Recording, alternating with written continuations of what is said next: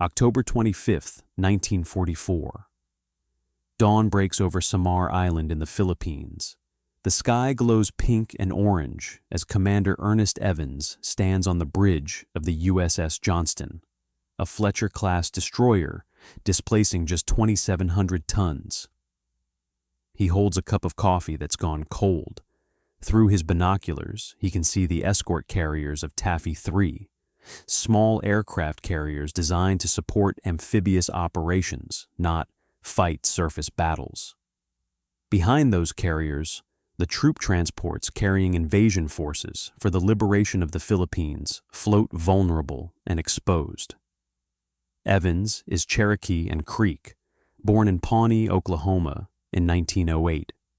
He grew up hearing stories from his grandfather about warriors who never retreated, about the value of courage when facing impossible odds.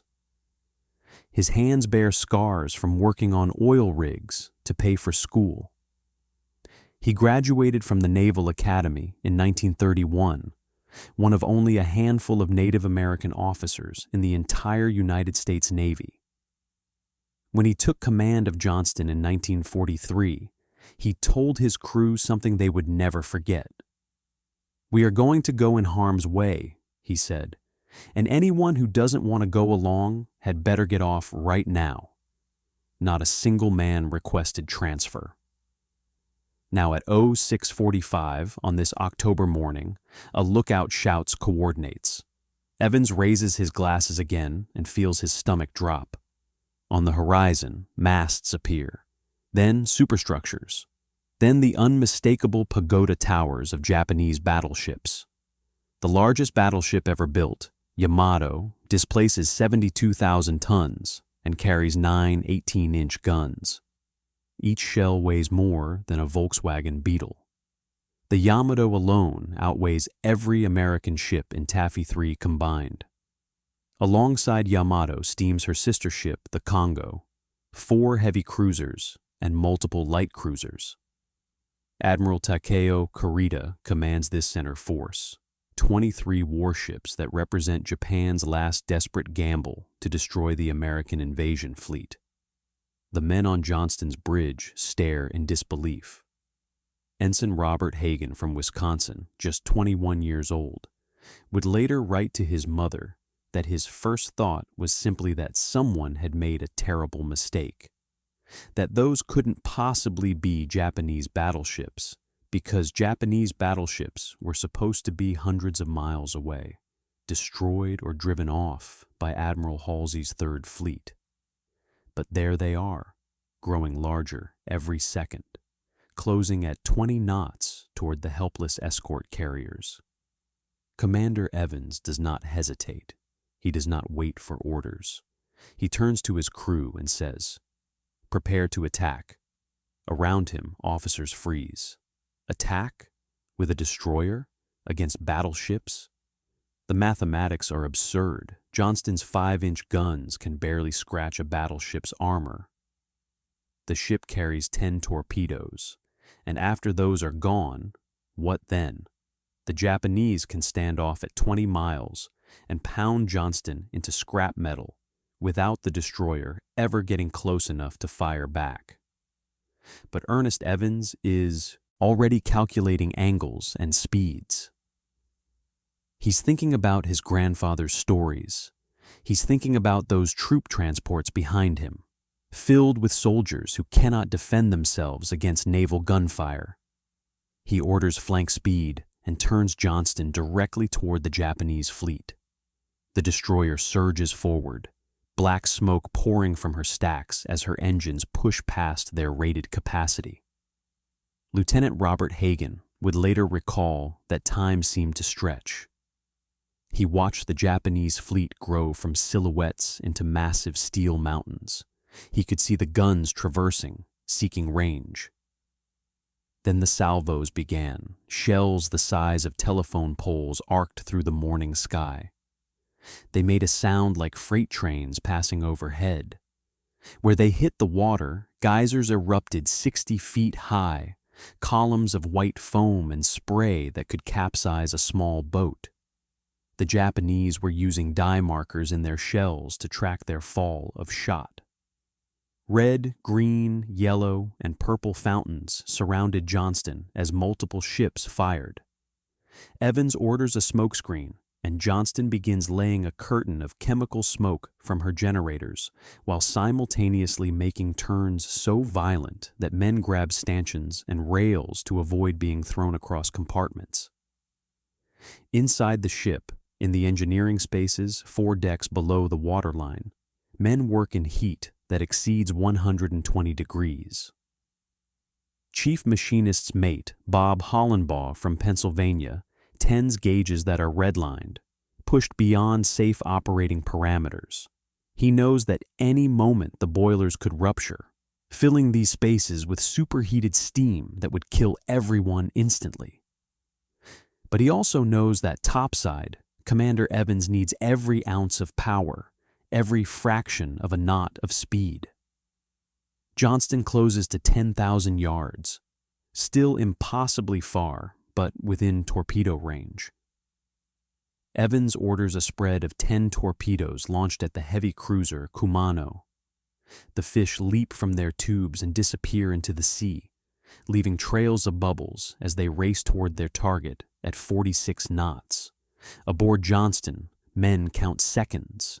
The Japanese cruiser turns, trying to comb the tracks, but one torpedo strikes home amidships.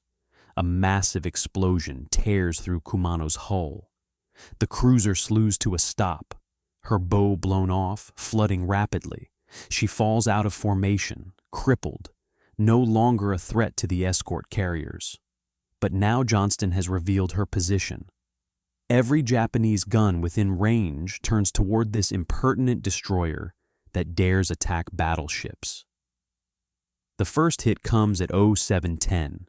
An 8-inch shell from a heavy cruiser penetrates Johnston's aft engine room.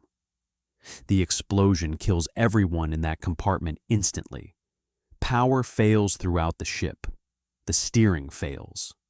For several agonizing minutes, Johnston wallows dead in the water, unable to maneuver, a sitting target. Electrician's mate second class Bill Mercer from Ohio is thrown against a bulkhead by the impact.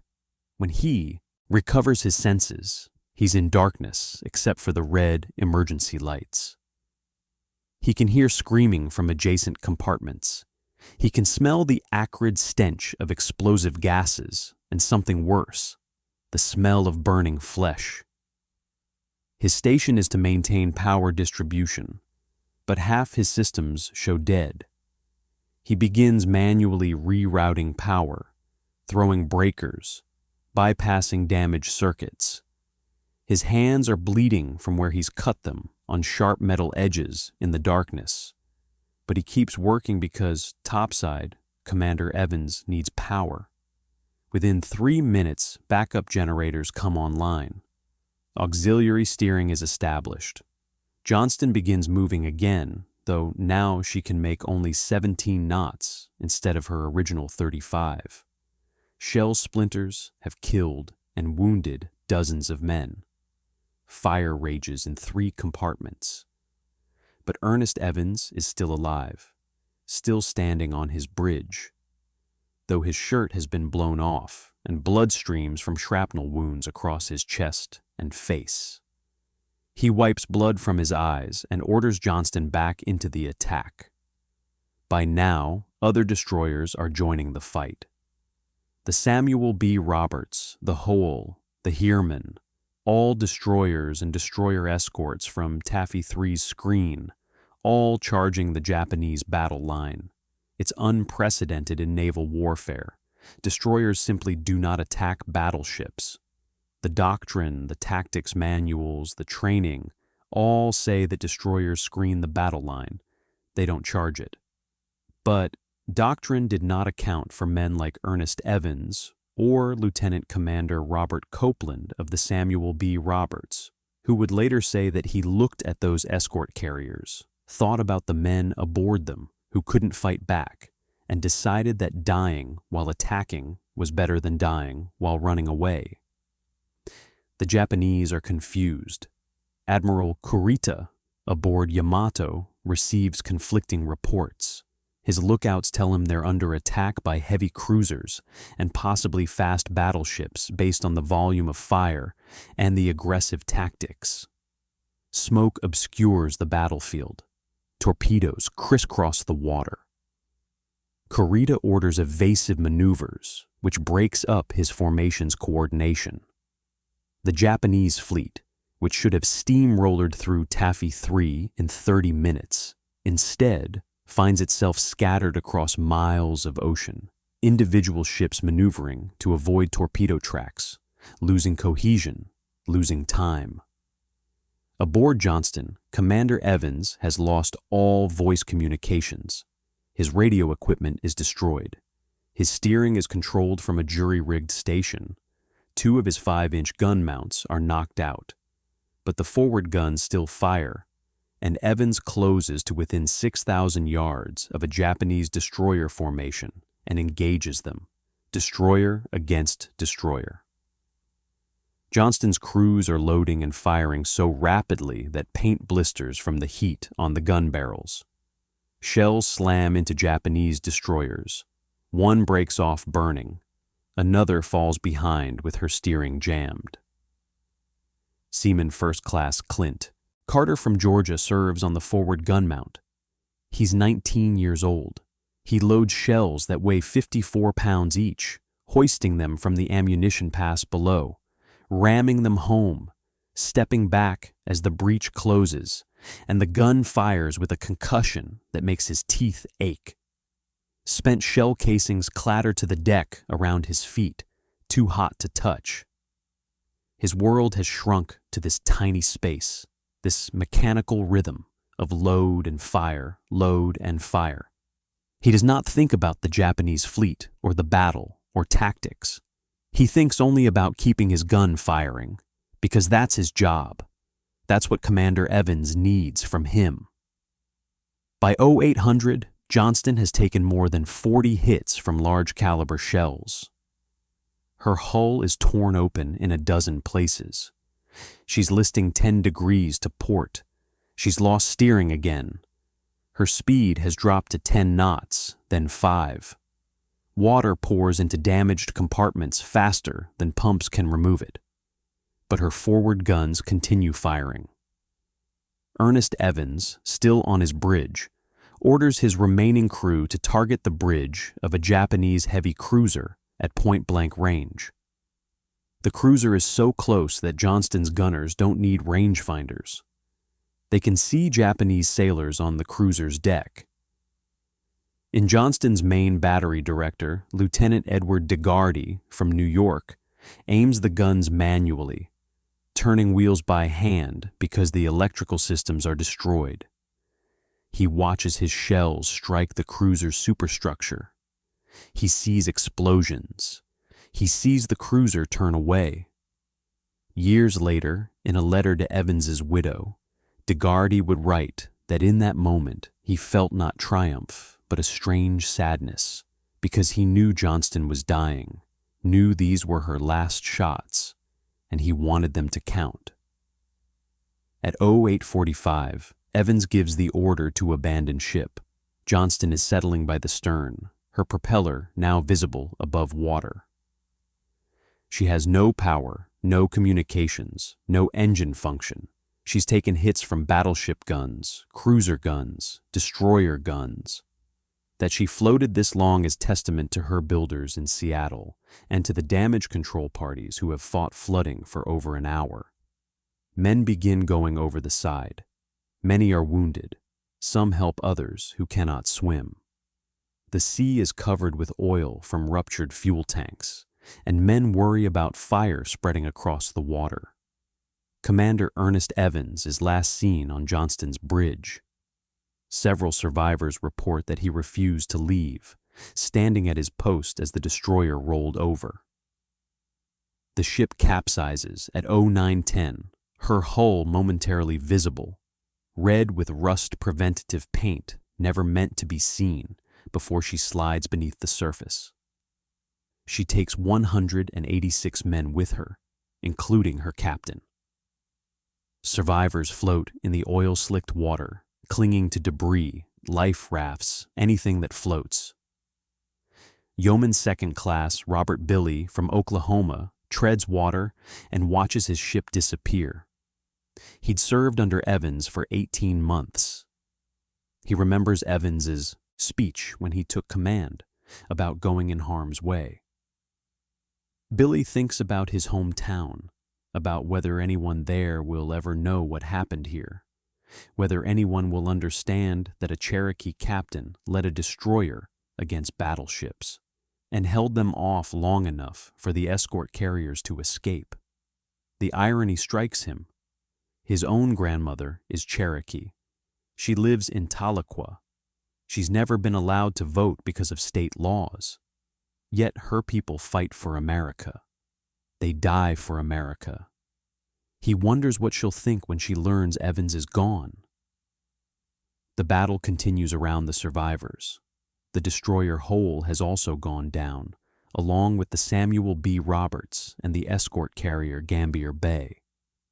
But the Japanese are withdrawing. Admiral Kurita, still confused by the fierce resistance, believing he faces a much larger American force, orders his fleet to turn north.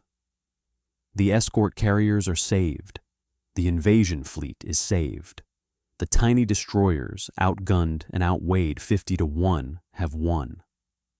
Rescue takes hours. The destroyer escort Dennis picks up survivors in the afternoon. Men are pulled from the water, covered in fuel oil, many injured, all exhausted. They're given water, coffee, blankets, medical attention. As they recover, they begin to talk among themselves, piecing together what happened, learning which ship survived and which didn't. Lieutenant Hagen learns that his classmate from the Naval Academy serving on Hole did not make it. Chief Hollenbaugh learns that the engineering crew from the after-engine room, the men he worked alongside for months, all perished when that 8-inch shell struck. The enormity of what they did begins to sink in as shock wears off. A destroyer attacked battleships. That's not supposed to happen. Destroyers escort. Destroyers screen. They don't charge. But Johnston charged, and in charging bought time, created confusion, disrupted the Japanese attack. Military analysts would later calculate that Kurita's delay, caused primarily by having to evade destroyer attacks and regroup his scattered fleet, cost him the 2 hours he needed to catch the escort carriers before they could launch enough aircraft to defend themselves. Those 2 hours meant the difference between Japanese victory and defeat. In the weeks following the battle, survivors are interviewed by intelligence officers trying to understand what happened. The transcripts of these interviews reveal men still processing trauma. Gunner's mate, 3rd Class Jack Moore from Tennessee, describes a moment when he looked up from his gun mount and saw a Japanese battleship's broadside ripple with fire, 9 huge guns firing simultaneously, and he thought, "This is it. This is where I die." But the salvo fell short, and he went back to loading his gun, because what else could he do? Commander Amos Hathaway, who commanded the Heermann during the battle, submits a report praising Johnston's action.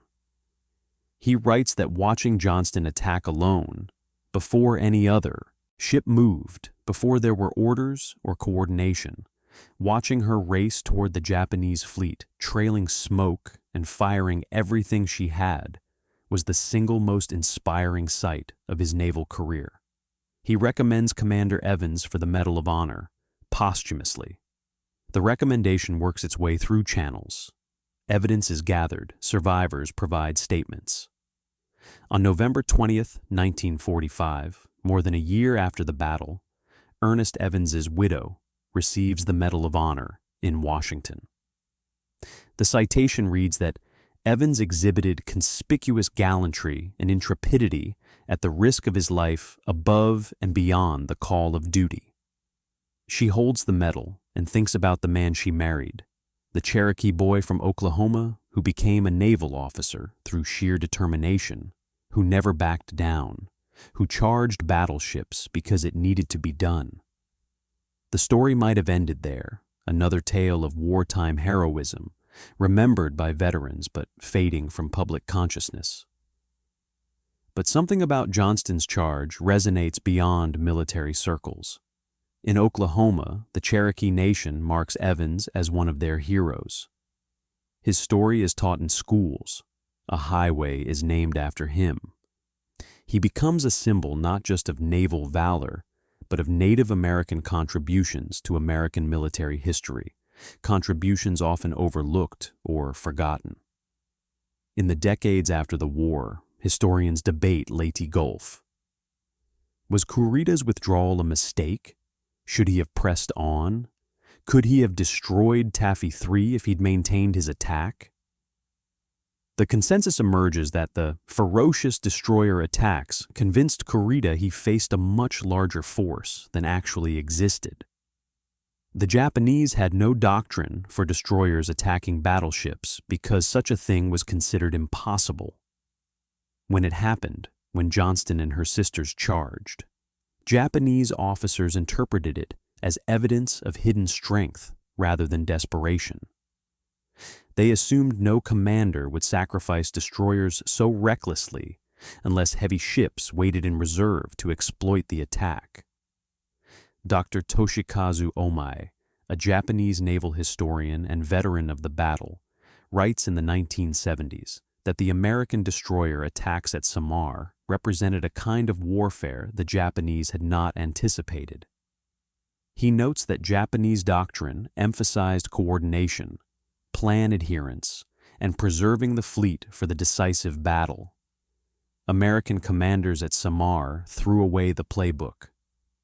They attacked impetuously, without coordination, without waiting for orders, each ship charging individually as soon as her captain decided to act.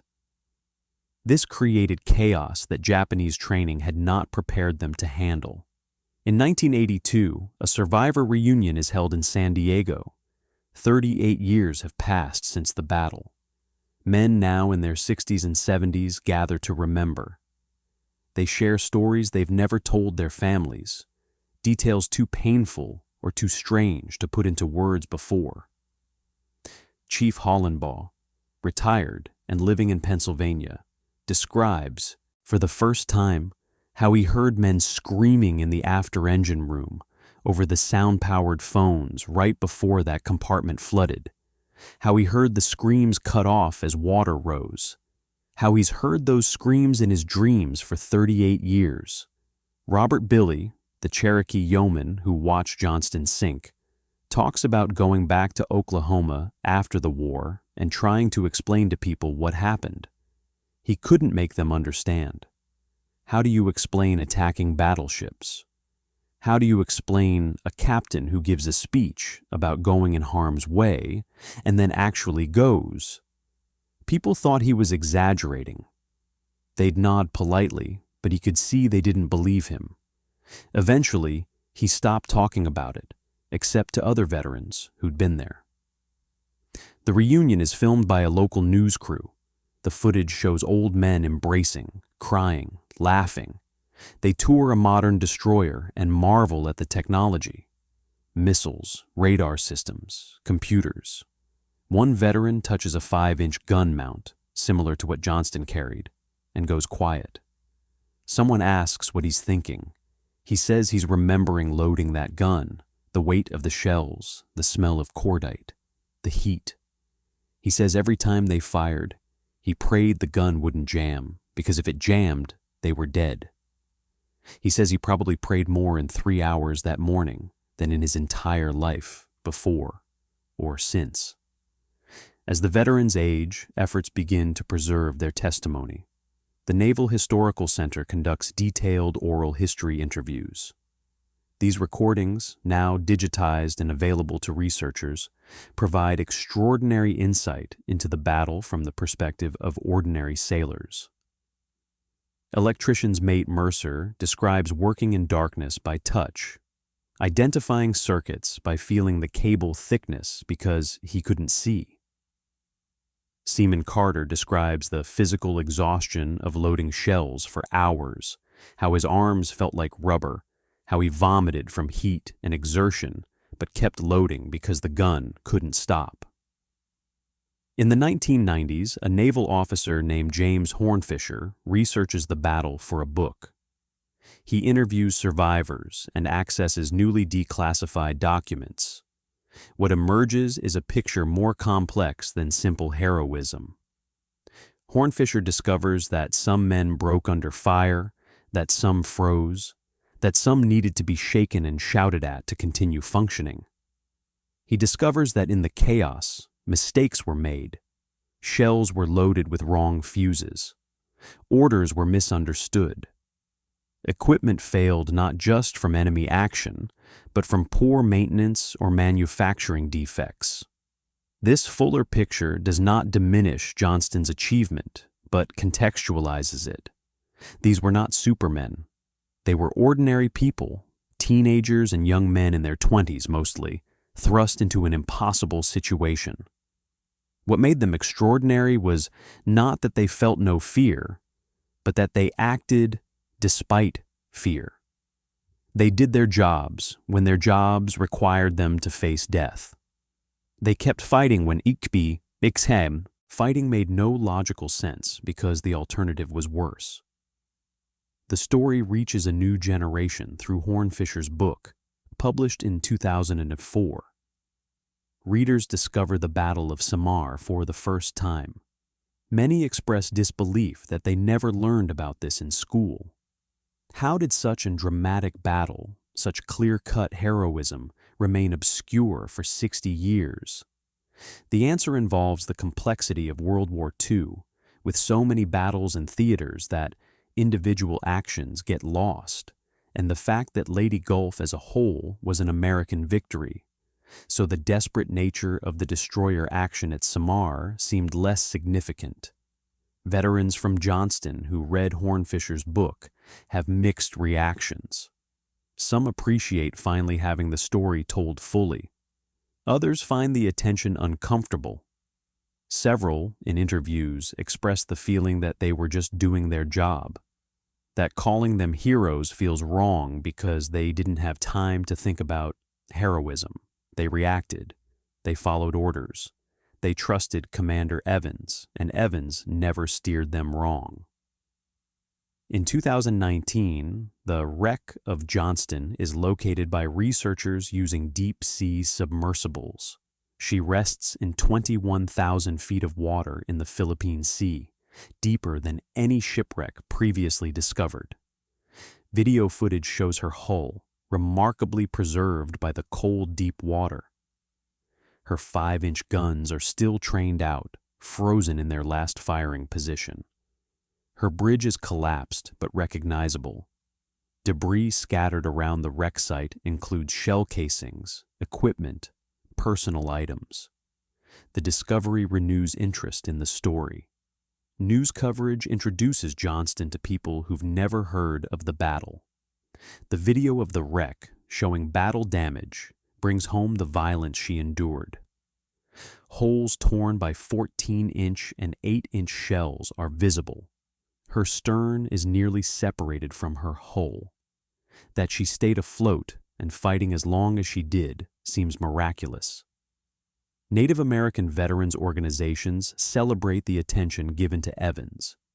They note that Native Americans have served in the U.S. military at higher per capita rates than any other ethnic group, despite facing discrimination and denial of citizenship rights. Evans represents that tradition. He proved that heritage and patriotism are not contradictory, that someone can honor their ancestors while serving their country. The current generation of naval officers studies Taffy 3 in their training. What lessons does Samar teach? The official answer involves initiative, aggressive action, and the moral courage to make hard decisions. But there's an unofficial answer too, passed along in wardrooms and among junior officers. The lesson is that sometimes doctrine is wrong. Sometimes the textbook solution is to follow your instinct. Sometimes you attack because it's the right thing to do, regardless of odds or outcomes. In 2023, a memorial service is held in Pawnee, Oklahoma, near where Evans was born. The few surviving Johnston veterans are too elderly to attend, but their children and grandchildren come.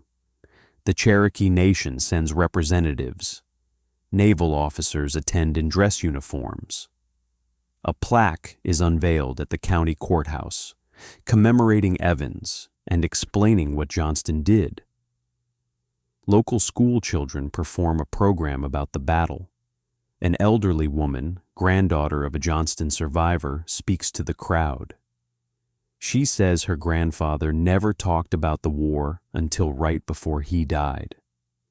Then, in his final weeks, he started telling stories. He talked about Commander Evans, about how Evans believed they would win even when winning was impossible. He talked about the morning of October 25th, about seeing those battleships and thinking they were all going to die, and about how Evans turned Johnston toward them anyway. Her grandfather said that moment taught him something about himself, that he could do hard things, that fear didn't have to control him. He carried that lesson through his whole life. She says her grandfather died in 2018 at age 93. His last request was to be buried at sea, and when they scattered his ashes in the Pacific, she understood he was going back to his ship, back to his captain, back to that October morning when he was 19 and afraid and brave all at once. The story of USS Johnston resonates because it embodies fundamental American values: facing impossible odds, fighting for others, leading from the front, refusing to quit. These ideals animate American self-conception, and Johnston made them real. Ernest Evans didn't give a speech and then stay safe in headquarters. He gave a speech and then lived it, died for it. His crew followed not because they had to, but because they believed in him, because he'd earned their trust through actions. Military historians note that leadership like Evans displayed cannot be taught from manuals. It emerges from character. Evans could have interpreted his orders differently.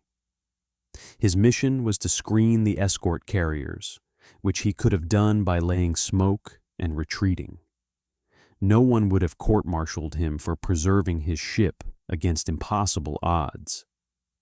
But Evans interpreted his mission as protecting the carriers by any means necessary, and that meant attacking the threat, not evading it. The broader context of Leyte Gulf matters too. The battle represented Japan's last attempt to decisively defeat the American fleet. If Kurita had destroyed the escort carriers and troop transports at Samar, the invasion of the Philippines would have been crippled. The war might have lasted months longer, costing thousands more lives. Johnston and the other destroyers prevented that. Their sacrifice had strategic consequences far beyond their size. Japanese veterans who survived the battle and lived into old age occasionally gave interviews. Several mentioned Taffy 3. They described confusion, seeing destroyers attack when they should have fled, watching torpedoes crisscross the water, losing track of friendlies in the smoke and chaos. One veteran, speaking in 1995, said the American destroyers fought like samurai, with the kind of courage and disregard for death that Japanese culture celebrated. He said it was impossible not to respect such men, even as enemies. That respect is significant. The Pacific War was characterized by intense mutual hatred, by atrocities and racism on both sides. Yet professional warriors recognized each other across the divide. Japanese destroyer captains understood what the Americans were doing at Samar because they would have done the same. The language of naval warfare crossed cultural boundaries. Courage was courage. Sacrifice was sacrifice. The specifics of flag and nation mattered in one sense, but in another, deeper sense, these were simply sailors doing their duty as they understood it. The question of why Kurita withdrew remains debated.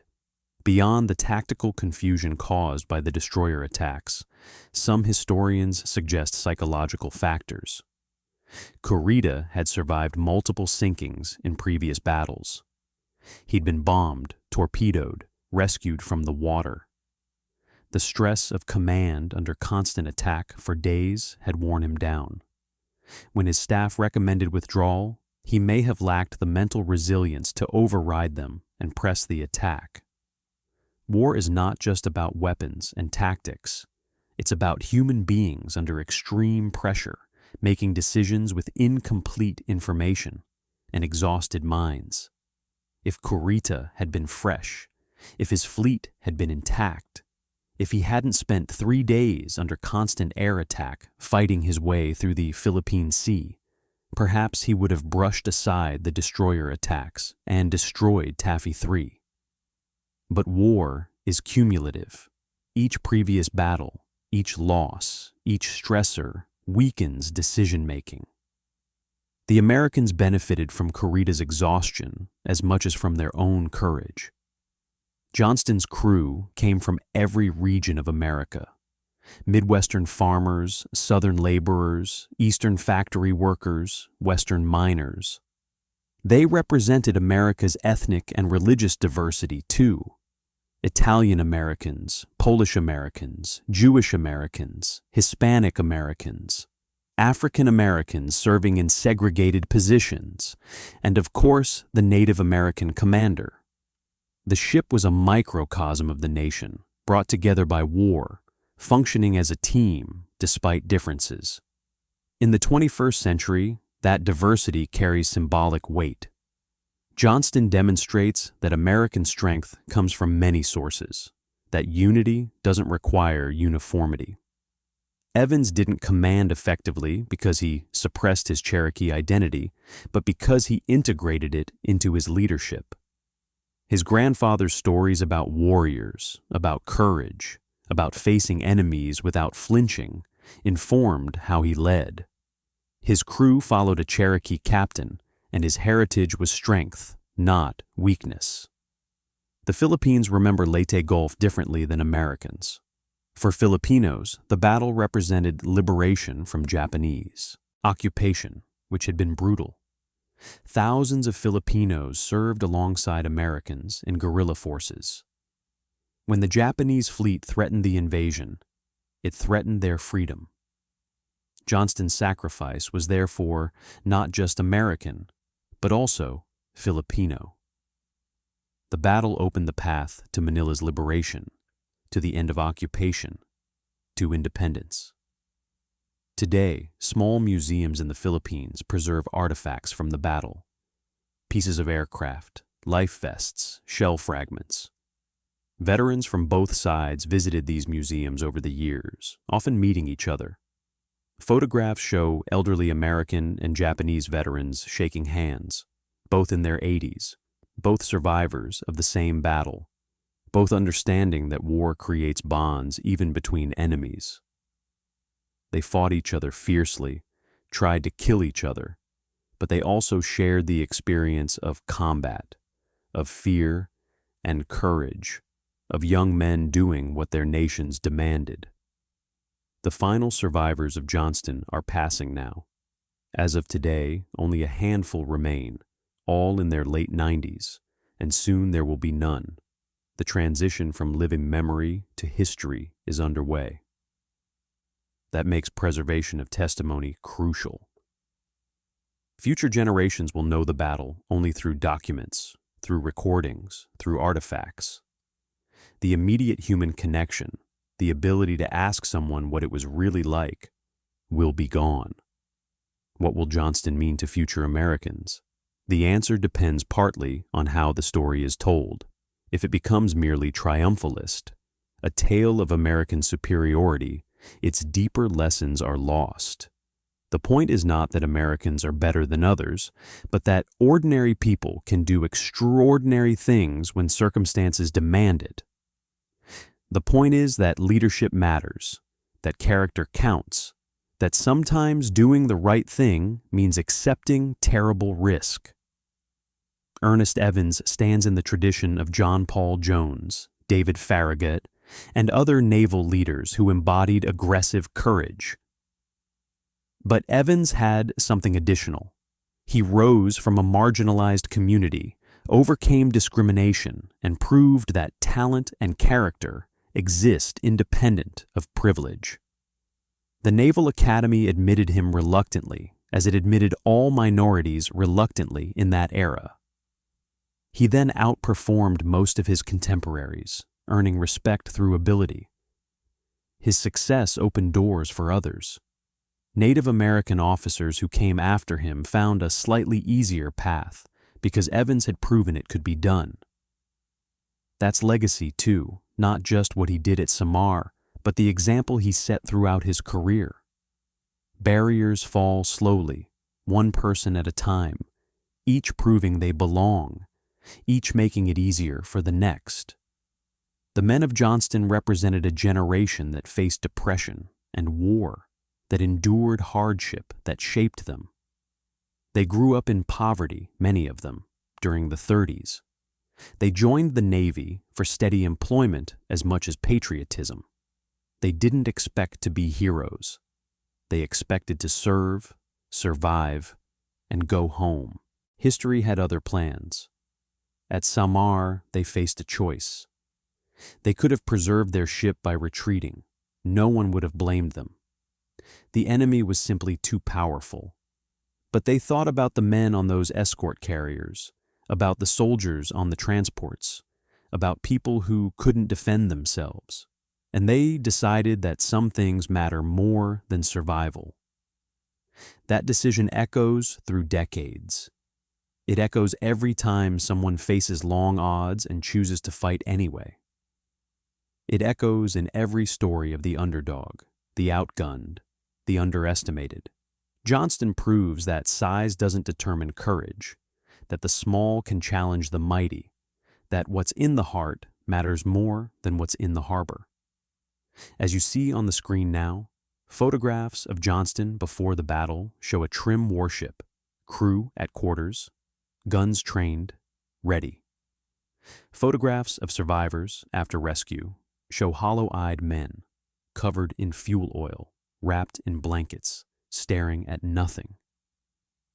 The gap between those images is 3 hours of combat that aged them years.